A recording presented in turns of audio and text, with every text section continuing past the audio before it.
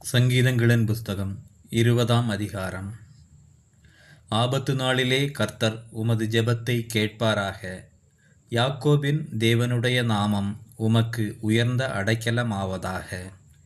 அவர் பரிசுத்த ஸ்தலத்திலிருந்து உமக்கு ஒத்தாசை அனுப்பி சீயோனிலிருந்து உம்மை ஆதரிப்பாராக.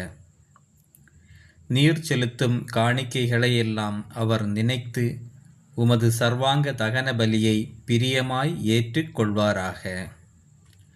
அவர் உமது மன விருப்பத்தின்படி உமக்கு தந்தருளி உமது ஆலோசனைகளையெல்லாம் நிறைவேற்றுவாராக. நாங்கள் உமது இரட்சிப்பினால் மகிழ்ந்து எங்கள் தேவனுடைய நாமத்திலே கொடியேற்றுவோம். உமது வேண்டுதல்களையெல்லாம் கர்த்தர் நிறைவேற்றுவாராக.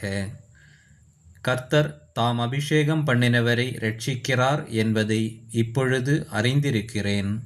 தமது வலது கரம் செய்யும் இரட்சிப்பின் வல்லமைகளை காண்பித்து தமது பரிசுத்த வானத்திலிருந்து அவருடைய ஜெபத்தை கேட்பார்.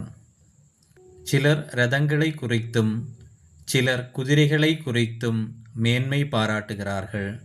நாங்களோ எங்கள் தேவனாகிய கர்த்தருடைய நாமத்தை குறித்தே மேன்மை பாராட்டுவோம். அவர்கள் முறிந்து விழுந்தார்கள், நாங்களோ எழுந்து நிமிர்ந்து நிற்கிறோம். கர்த்தாவே, இரட்சியும்.